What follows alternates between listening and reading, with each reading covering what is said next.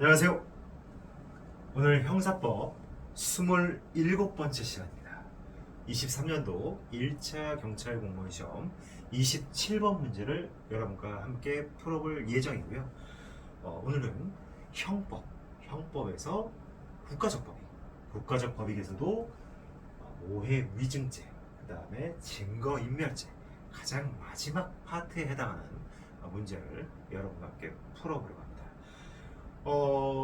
23년도 1차 경찰 공무원 시험 문제 중에 형법의 마지막 문제라고 볼 수 있겠습니다.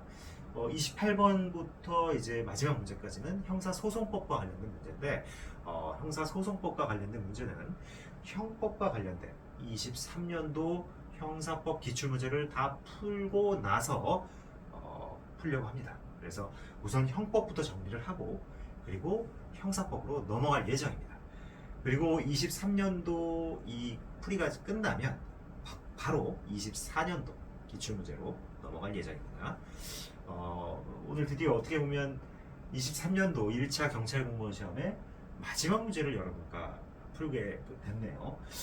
상당히 참 여기까지 오는 과정이 참 저도 어려웠고, 저도 참 이런 열악한 환경에서 계속 강의를 하면서 이 자리까지 온 것이 너무나 힘들었고, 또 여러분도 아마 보시면서 들어야 되나 말아야 되나, 이거를 계속 봐야 되나 말아야 되나 고민이 참 많으셨을 거라고 생각합니다.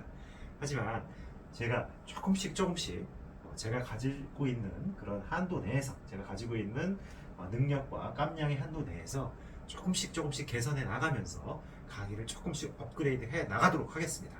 그리고 조만간에 꼭 여러분과 정말 현장에서 만날 수 있기를 고대합니다.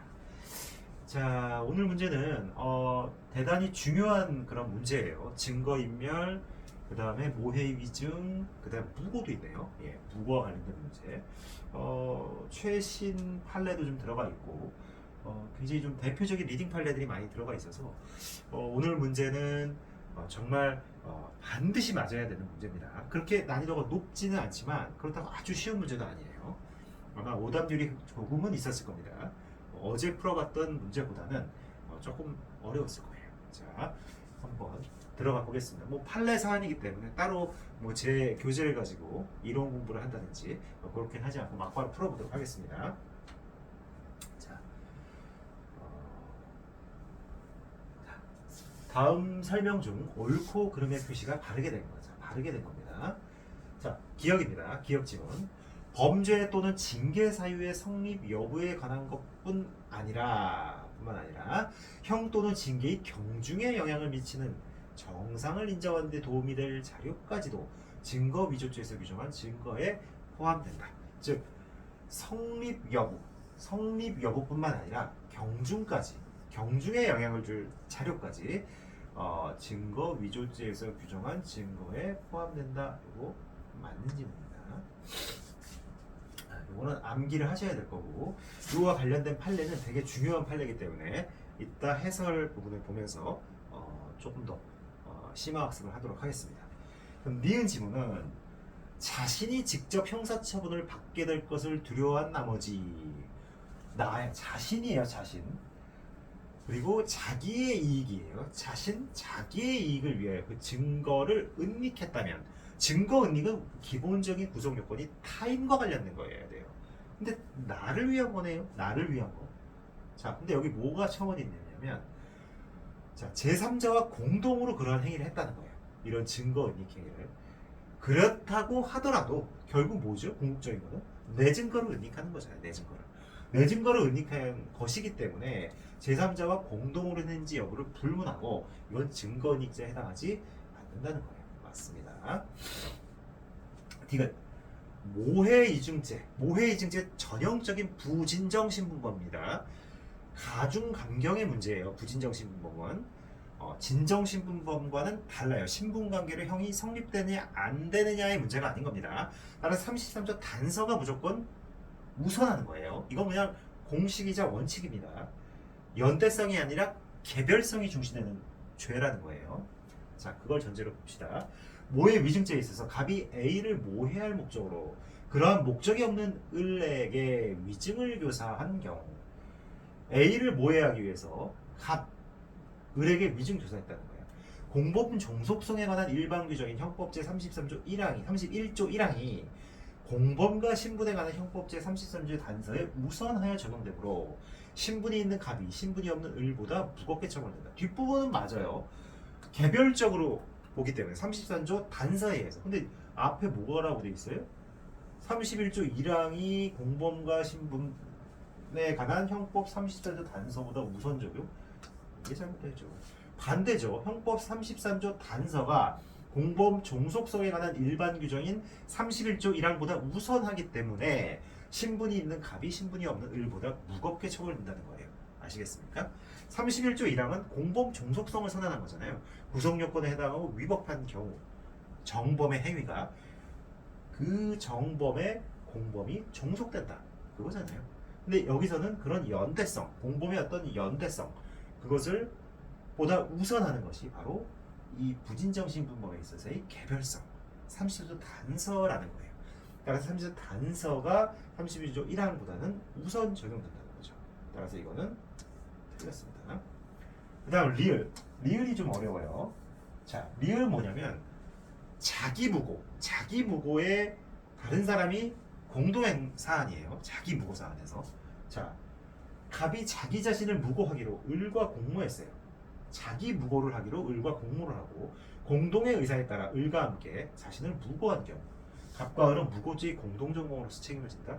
자, 공동정범으로서 책임을 지려면 갑이 일단은 정범으로서 처벌이 돼야 되겠죠. 근데 자기 무고는 부속요건 해당성이 없죠. 따라서 을이 아무리 공동으로 했다 하더라도 자기 무고 이게 성립 자체가 안 되기 때문에 공동정범도 성립이 될 수 없는 겁니다. 따라서 기역, 니은, 맞고, 디귿, 2번이 같아요. 그죠? 쉬운 문제입니다.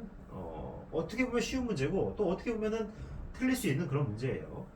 자, 기역 볼까요? 이 기역과 관련된 판례가 중요한 부분은 아까 요 증거라고 하는 성립 여부뿐만 아니라 경중과 관계된 증거도 증거 위조죄에서 말하는 증거에 해당돼요. 또 증거 위조죄에서 중요한 거는 문서 위조죄에서 위조라고 하는 것은 작성 명의에 관한 어떤 부분을 사칭하는 거잖아요. 근데 그런 개념보다 좀 더 광범위한 개념으로 새로운 증거를 창조하는 것도 포함되는 거예요. 아시겠나요? 따라서 이 문서가 내용이나 작성 명의 등 이 내용까지도 본다는 거죠. 작성 명의 등에 아무런 허위가 없다면 증거 위조죄에 해당한다고 볼 수가 없어요. 따라서 허위 주장, 가짜 주장을 하는데 어떤 증거를 사용했는데 이 증거 자체가 작성 명의를 모용 사칭했다든지 아니면 새롭게 작출한 거라든지 이런 게 아닌 이상은 이게 정확하게 진실한 문서라면 허위 주장을 뒷받침하는 데 썼다 하더라도 증거 위조죄에 있어서 증거는 아니라는 겁니다. 아시겠죠? 아까 이 지문에서 말씀드린 어떤 이런 내용 외에 굉장히 중요한 내용들이 포함이 되어 있죠. 이 위조는 굉장히 광범위한 개념이다. 그 다음에 주장에 어떻게 사용되느냐는 증거 위조죄의 성립에는 영향이 없다는 거예요. 허위 주장에 사용되더라도 증거 자체가 진실하다면 그거는 증거 위조죄에서 말하는 증거가 아니다라는 거죠. 자, 그 다음 증거 인멸죄는 자신은 안 된다는 거예요. 타인이라는 거예요. 타인. 따라서 여기서 내 이익을 위해서 증거가 될 자료를 인멸을 했어요. 근데 그게 동시에 다른 공범자의 형사사건이나 징계사건에 관한 증거를 인멸한 결과가 된다 하더라도 내게 인멸된 거기 때문에 내 자신의 것이기 때문에 그 증거가 그거는 증거인멸죄로 다스릴 수 없다는 거예요. 그 다음 모해 목적과 관련된 부분 단서 규정이죠. 단서가 우선 적용돼서 모해 위증 교사죄로 처단이 된다는 거예요. 31조 1항보다 33조 단서가 우선 적용된다는 거죠. 그 다음 마지막 무고죄는 자기 무고는 구속요건에 해당하지 않고 따라서 제3자가 공모했다 하더라도 무고죄는 성립하기 어렵다는 거예요. 아시겠죠? 그래서 이 판례까지 아주 중요한 문제였습니다. 어렵진 않지만 그렇다고 해서 아주 쉬운 것도 아니고 우리가 반드시 공부하고 넘어가야 될 그런 부분이라고 말씀드릴 수 있습니다. 그래서 이렇게 27번 문제까지 23년도 1차 경찰 공무원 시험의 형법 문제를 전부 풀어봤습니다. 형법 총론 부분이 조금 난해했고 사회적 법익에 관한 부분이 조금 난해했어요. 상당히 이론 부분이 좀 나왔죠. 형법총론에서. 사회적 법익에서는 응용 문제, 지문을 응용하는 문제까지 좀 출제가 됐어요. 하나하나 좀 세세한 지문과 판례를 묻고 있는 문제들이 사회적 법익 쪽에서 출제가 된다. 그래서 23년도 1차 경찰 공무원 시험은 전체적으로 봤을 때 그렇게 난이도가 높지는 않았어요. 않았지만 하나하나 따져보면 변별력을 주는 문제들도 조금씩 있었고, 또 우리가 잘 안 보는 변박, 이론 문제라든지 사회적 법익에 관한 문제에서 좀 변별력을 줬다는 거예요. 의표를 좀 찌르는 문제들이 있었다는 거죠. 네, 그렇게 형법 부분은 분석이 됩니다.